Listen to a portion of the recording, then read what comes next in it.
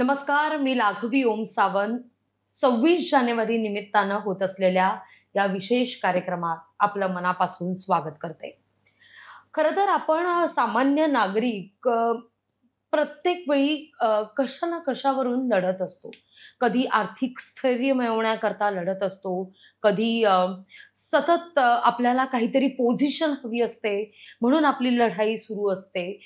सुरक्षितता हवी, जिथं काम करतोय तिथं, जिथं राहतोय तिथं किंवा ज्यांच्या या सगळ्या कम्युनिटीमध्ये आपण वावरतोय, ज्या परिसरात आपण वावरतोय, तिथं स्थैर्य मिळावं, 4 जण आपल्याला सतत ओळखत राहावी, याकरता म्हणून अगदी छातीचा कोट करून आपण सतत लढत असतो.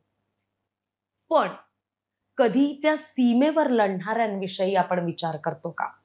किंबहुना सीमेवर जाऊन लढायचं सोडा, पण देहाकडून देवाकडे जाताना मध्ये देश लागतो, असं जे सावरकर म्हणतात, ते कधी आपण जगतोय का? हे विचार करण्याची आज गरज आहे. आणि याच निमित्तानं आपण विचार हा करण्याची सुरुवात करण्यासाठी म्हणून तो विचार नेमका कसा करावा, याकरता म्हणून आपण आज चर्चा करणार आहोत. आपण गप्पा मारणार आहोत. आपण गप्पा या ज्या व्यक्तीशी मारणार आहोत, त्या व्यक्तीची ओळख एका चौकटीत नाही बसवता येणार. कारण ती व्यक्ती आमच्या बाई आहेत. ती व्यक्ती मुख्याध्यापिका आहे. ती व्यक्ती उत्तम लेखिका आहे, उत्तम यूट्यूबर आहे. ती व्यक्ती शेती करणारी आहे. ती व्यक्ती वीरमाता कॅप्टन विनायक गोरे यांच्या मातोश्री आहेत. आणि त्याहून महत्वाचं, ती व्यक्ती माणूस घडवणारी आहे. ती व्यक्ती आहे अर्थात मॅडम अनुराधा गोरे. नमस्कार. मी तुम्हाला बाईच म्हणते. या कार्यक्रमात मला बरं वाटेल, मनापासून खूप बरं वाटेल. खरं तर जसं मी म्हणाले ना, की हे घडणं आणि हे घडवणं हे मुळातच होतं, की बाई परिस्थितीनं शिकवलं? मला वाटते काही गोष्टी इन्व्हॉल्व तुमच्यात असतात, जे देवाने घातलेल्याच असतात. तुम्हाला ते ओळखता आलं पाहिजे आणि देव तुमच्या समोर परिस्थिती अशी तयार करत जातो, त्याचा मला फायदा घेता आला पाहिजे. म्हणजे आपण म्हणतो ना, काही कोजागिरीला की डाळ ठकठक ठकठक ठकठक करत येते आणि आपण झोपलो असलो तर पुढे जाते. हो. पण ते डाळ ठकठक आपलं होत आहे हे ओळखण्याची ताकद आपल्याला हवी. आणि सुदैवाने मला ते देवाने ती शक्ती दिली, एवढंच मी म्हणते.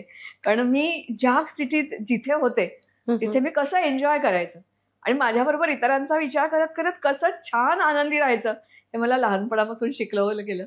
आणि आजही मी तेच करते. म्हणजे मी कोणालाही भेटले तर आई किती छान वाटतं. खरंय. मलाही, कारण ते तेवढंच छान वाटत असतं म्हणून त्यांनाही छान वाटतं. आणि ते छान वाटणं आहे ना, हे तू म्हणालीस तसं अनेक कारणामुळे घडतं. आणि माझ्या सुदैवाने मला अगदी बालपणापासून, म्हणजे माझे शेजारी असतील, आई वडील असतील, शाळा असेल, सासरी म्हणजे सासूचं पटतं नाही पटत, सासू, मी, माझे सासरे, दीर, या सगळ्यांना त्यांच्या बाळूदादापेक्षा वहिनी जास्ती आवडायची. अच्छा. आणि त्याच्यानंतर मग मी शाळेत, तर तुला माहितीच आहे, हो. तर मला सगळी चिडवायची, तू पी पासून पी पर्यंत. कारण काय, काहीच नाही, मला फक्त मी हसते गोड. मला कोणालाही उगाचच मग नावं ठेवायला आवडत नाही, किंवा मला कोणी काही बोललं असेल तर तो राग मनात धरून मी राहत नाही. कधी कधी फटकन बोलून टाकते. And that is the secret of my happiness. आणि तो हॅपीनेस देणारी माणसं मला भेटली, हे माझं नशीब असं मला वाटतं. खरंय. आणि पण कुठेतरी एक हळवा कोपरा आहे जो आहे. तो कधीच भरून येणार नाही असाही आहे. पण मला असं वाटतं की काही जण असं म्हणतील, म्हणजे उदाहरणार्थ तू विनयच्या बाबतीत मला वाटतं म्हणतेस, कारण तुमच्या बऱ्याच जणांचा तो कोणाचा विनय दादा होता. मिलिटरीमध्ये गेल्यानंतर सुद्धा शाळेच्या सुट्टीवर जेव्हा यायचा तो ग्राउंडवर यायचा, फुटबॉल खेळत असायचा.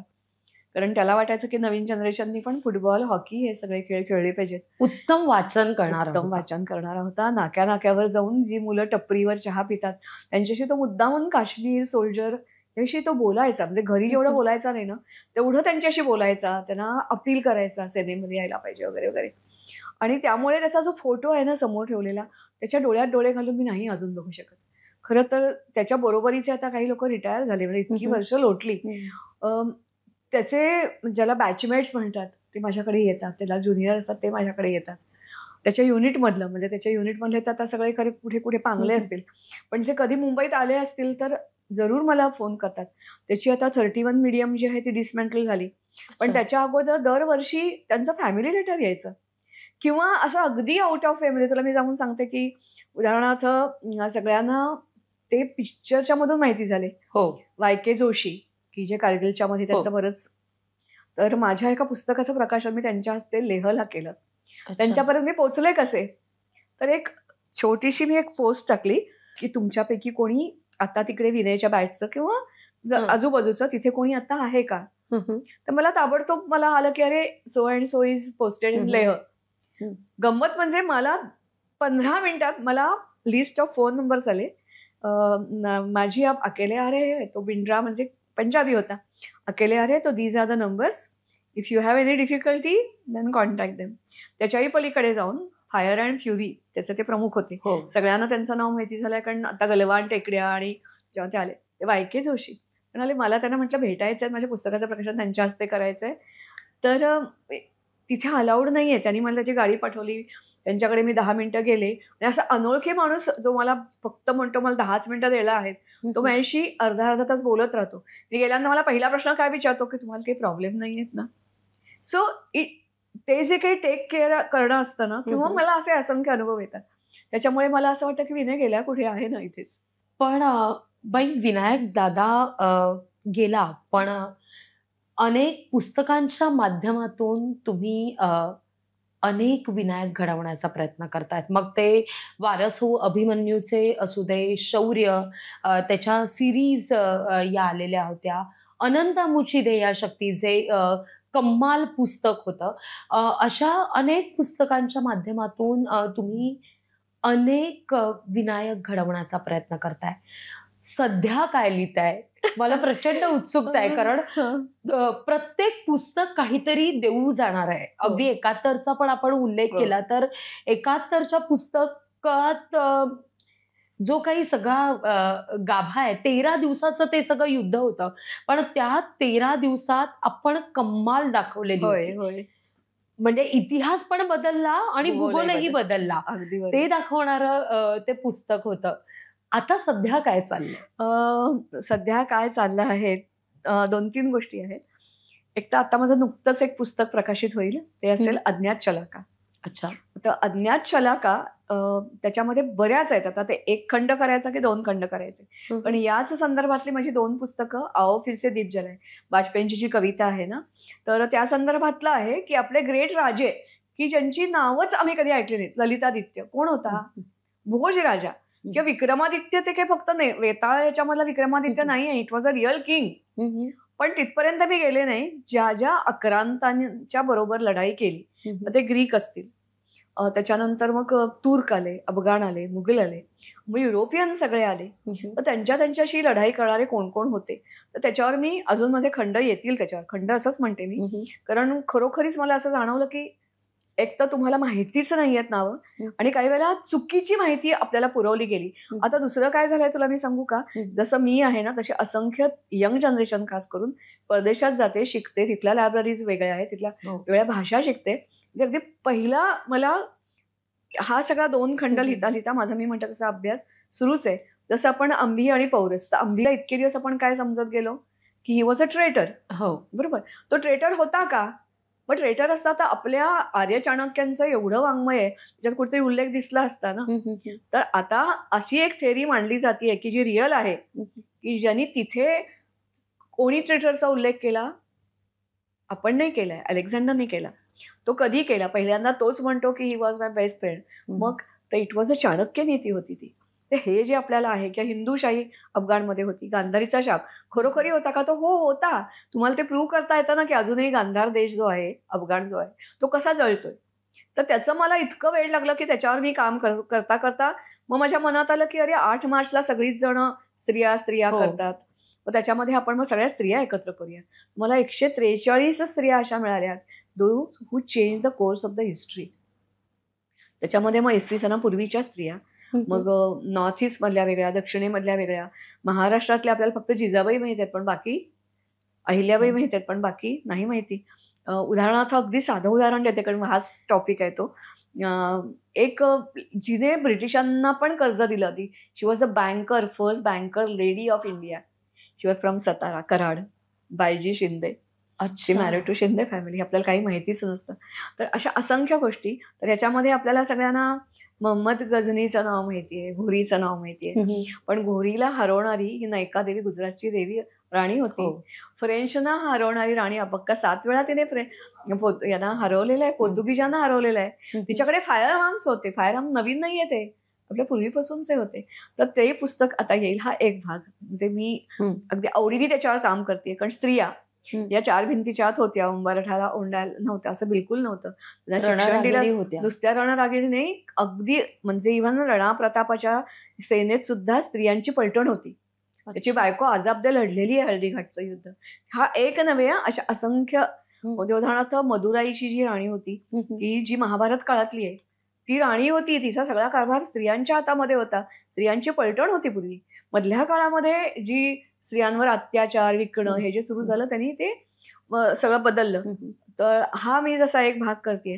जसं मगाशी तू शेतकरी जे म्हणालीस ना, ते शेती मला पहिल्यांदा म्हणजे मला वाटते देवेंद्र फडणवीस त्यांच्या मंत्रिमंडळाने एक निर्णय काढला, आणि मग मला नवीन ती मधल्या काळात काय गडबड झाली मला माहिती नाही, पण ती मला मिळाल्यानंतर मला पहिल्यांदा फक्त एवढंच वाटलं की याचं नाव काय ठेवायचं, कॅप्टन विनायक गोरे फार्म.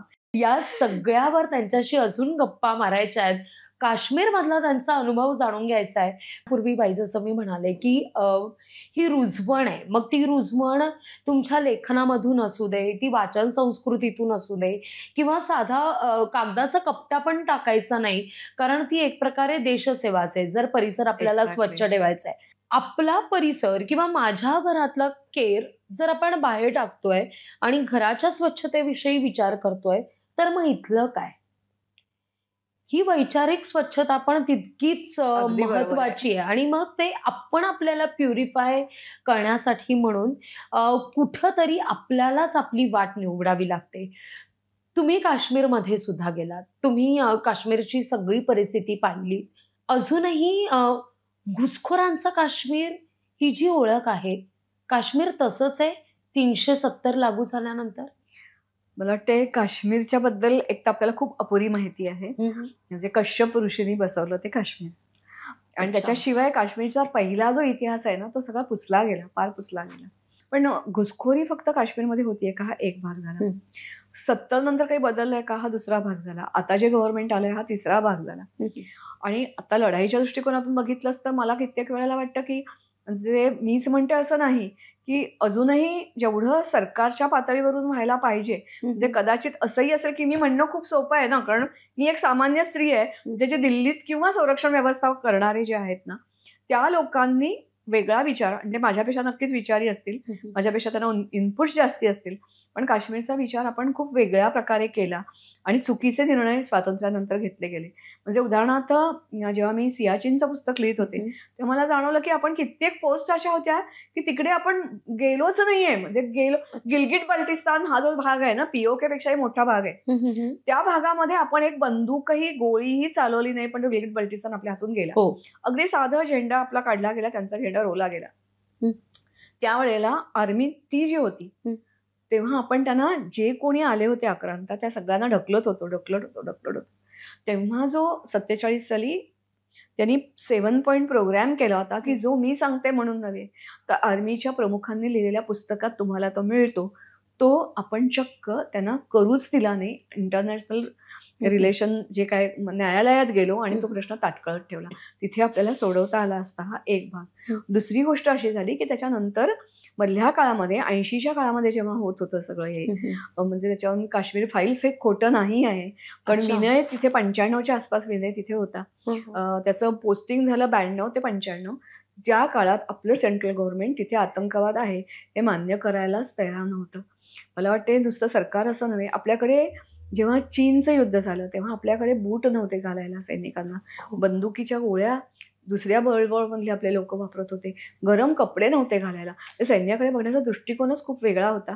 आता आपण बदलतोय. म्हणजे बंदुकीची गोळी आपल्याला जी आयात करायला लागायची, आपण एक्सपोर्टमध्ये पोचलेलो आहे. कदाचित त्याच्या पुढे आणखीनही आपण करू. याच्या पुढची युद्ध त्यांना सोपी जाणार नाहीत, हे जितकं खरं आहे ना, तितकं मला असं वाटतं युद्ध असं नव्हे, पण एकूण आपला त्या प्रश्नाबद्दलचा सगळा अप्रोच आहे. घुसखोरी कुठे नाहीये. मला वाटते आत्ता जे मला वाटते आपल्या एका रोहिंग्या फिल्म याच्यावर चाललाय, तो हां, बांगलादेशी असं म्हणतात. बांगलादेश. इतके घुसखोर इथे येतात कसे, राहतात कसे, मग आपण ठेवून देऊ कसं? मग हे प्रश्न इतर देशांना सतावत आहे का? सतावत आहेत. मग त्यांनी पर्याय कसे शोधले?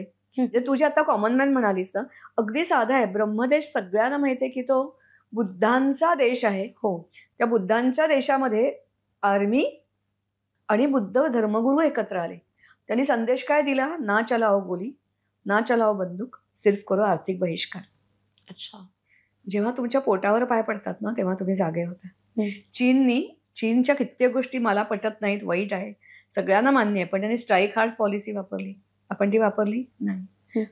पण तुम्ही तुमच्या घरात किंवा घरात सुद्धा ना, की अशा जेव्हा वेगळा विचार करायला लागाल ना, तेव्हा मला असं वाटतं प्रत्येकाने जर वेगळा विचार केला ना, तर भारतामध्ये जी बुद्धिमत्ता आहे ना, त्याला जगात तुलना नाही, खरोखरीच तुलना नाही.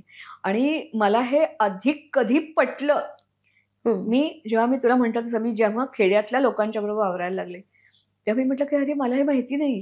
म्हणजे मी भोपळा पेरला आणि 70 किलो भोपळा निघाला, शेकडो भोपळे लागले, पण मला हे माहिती नव्हतं. तो पहिल्यापासून जरा अगेन्स्ट होता बरं का, की भोपळा आणि मिरची साथ जात नाहीत. पण हे मला माहिती नाही ना, कारण मी भोपळ्याच्या भाजीत मिरची घालतो. काय अशा असंख्य गोष्टी आपल्या शहरातल्या लोकांना माहिती नसतात, ज्या त्या लोकांना माहिती आहे. त्यांच्याकडचं पण भरपूर ज्ञान आहे. त्याच असं नव्हे, अशा असंख्य गोष्टी असतील की आपण हा गर्व टाकून देऊया, मी शिकलेली आहे, मी कमवती आहे, असं मी आणखीन जे काही तुमच्या गुण असतील ते. तुमचे दोषही तुम्हाला आठवायची काही गरज नाहीये. प्रत्येकात काय दोष नाही म्हणता येणार, काहीतरी कमी जास्ती असतंच असतं. पण जे तुमच्याकडे आहे त्याचा तुम्हाला तुमच्यासाठी नव्हे तर समाजासाठी कसा वापर करता येईल याचा जर विचार केला तर खऱ्या अर्थाने प्रजासत्ताक म्हणजे शेवटी काय आहे ना, प्रजेसाठी प्रजेने राबवलेलं राज्य. तुम्हाला प्रत्येकालाच जर आपण ठरवलं की मी नरेंद्र मोदी आहे, मग ते असतील तर काय करू शकेल, की मी देवेंद्र फडणवीस आहे, मी या ठिकाणी काय विचार करेन, असं करून जर तुम्ही केलं, व्हाय नॉट? यू आर तुमचा व्यक्ती म्हणून तुम्ही तेवढे प्रत्येकजण तेवढेच मोठे आहात. तुम्ही कमी लेखू नका स्वतःला, आणि प्रत्येकाने काही ना काही कॉन्ट्रीब्युट करा समाजाला. खूप मजा येते, खूप मजा येते. म्हणजे मी तुला खरं सांगू, आम्ही ना आमच्या सोसायटीमध्ये असं माझे काहीतरी झालं तर आम्ही म्हटलं की माझा तर देवावर विश्वास होता, पॉझिटिव्हिटी आणायचं तर काय करायचं, आणि म्हणून आम्ही खरं ही सुरुवात केली बरं का. मग आम्ही तिथे एकत्र बसायला लागलो. सगळी नाही आहेत, ज्या काही 2-4 जणी असतील त्या. मग त्याच्यातून सुचत गेलं की आपण रोज रामरक्षा म्हणू, त्याच्याऐवजी हनुमान चालीसा म्हणूया. अगदी शेवटचा सवाल बाई, खरं तर आणखीन एक तुला सांगायचं राहिलं बरं का, की तुझे मगाशी सुरुवात ज्याच्यापासून केली होतीस ना, पुस्तकांच्या रूपाने नाही तर अनेक शाळांमध्ये मी जाते आणि मला कधीतरी असं पटकन येऊन कोणतरी भेटतं, बाई तुम्ही मला बक्षीस दिलं होतं ना, किंवा अमुक केलं होतं ना, म्हणून मी आर्मीत गेलो. किंवा आत्ता एक आला, तुम्हाला आठवत आहे का 5-7 वर्षापूर्वी मी फोन केला होता आणि मी म्हटलं अरे तयारी ती 12वी झाल्यानंतर नसते करायची, 10वी-12वी 5वी-6वी पासून करायची असते, आणि तशी मी केली. आणि आता टेक्निकल एंट्री, जी मराठी मुलं कमी जातात, टेक्निकल एंट्री मधून तो आता सध्या शिकतोय. अरे वा. तर अशी खूप जण भेटतात मला. खरं तर अगदी शेवटचा सवाल बाई, काळ बदलला, अनेक युद्ध आपण जिंकली, येऊ घातलेली संकट आपल्याला नाही माहिती आहेत, पण बदलत्या काळानुसार संरक्षण कायदे बदलण्याची गरज वाटते का? 100%. कारण युद्ध फक्त आपण सीमेवर नाही लढत आहोत. देशाच्या आत 1-2 नव्हे, कोट्यावधी देशशत्रू राहत आहेत. जेव्हा एखादा घोषणा देतो की भारत तेरे तुकडे हो गए हजार, आणि त्याला पाठिंबा देणारी माणसं असतात ना, दे आर इक्वली. तेव्हा ज्या अशा असंख्य शत्रू देशामध्ये आहेत त्यांचा समाचार कसा घ्यायचा, कायदे बनवले पाहिजे, सरकारला खूप स्ट्रॉंग व्हायला पाहिजे. म्हणजे मला आता काही वेळेला हे पटतच नाही की सबका साथ सबका विकास. सबका साथ म्हणजे कोणाचा, सबका विकास म्हणजे कोणाचा? जो देशाशी प्रामाणिक आहे त्याचा विकास, त्याला तुम्ही द्यायचा आहे. आणि लोकांना तुम्ही कष्ट करायला, म्हणजे खूप छान गोष्ट सांगितली जाते, एखाद्या माणसाला मासा फुकट द्यायचा की मासा पकडायला शिकवायचं, तर मी प्रिफर करेन मासा पकडायला शिकवा त्याला. तसं सेल्फ रिलायन्स कसं प्रत्येकाने झालं पाहिजे. कारण देश हा काही 4 लोक चालवत नाहीयेत, तो आपल्या सगळ्यांच्यामुळे देश चालतोय. किंवा असा जर प्रत्येक जणांनी विचार केला ना, तर मला नाही वाटत ते भारतात सुवर्णयुग येणं खूप कठीण आहे. खरंय. कारण आपण 70 वर्षात म्हटलं, मगाशी म्हटलं तसं, की हा छोटा भाग झाला.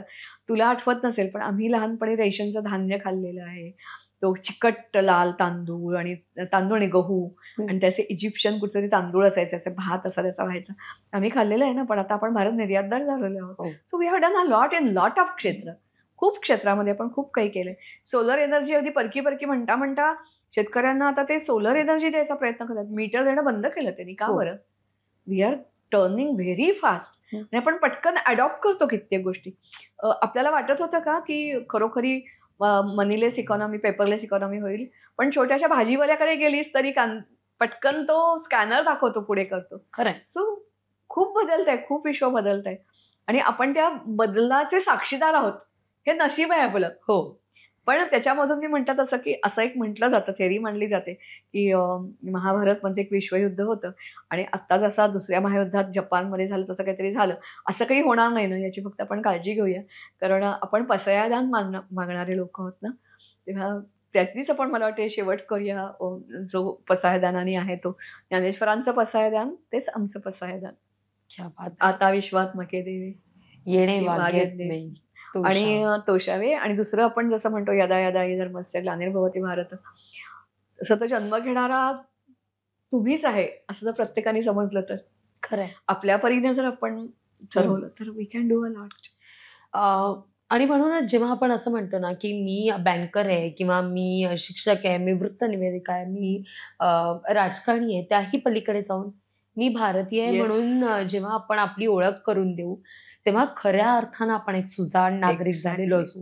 आणि आज ती गरज आहे. खरी गोष्ट आहे, अगदी बरोबर आहे. आणि याच नोटवर खरं तर आपण इथेच थांबूया. बाई, आज तुम्ही इथे आलात आणि इतक्या मनमोकळ्या गप्पा म्हणण्यापेक्षा विचारांचं सोनं लुटलं. त्याबद्दल तुमचे मनापासून आभार. मी सांगू का, तू होतीस म्हणून आणखीन मोकळेपणाने मला बोलता आलं. Thank you so much. तुमचंच देण आहे ते थोडंसं तुम्हाला परत दिलं. याच नोटवर मी इथेच थांबतेय. अर्थात पुन्हा भेटूया एका नव्या विचारांसह, एका नव्या विषयासह. तोवर इथंच थांबतेय. नमस्कार. लोकशाही मराठी ऐका, पहा, जागरूक रहा.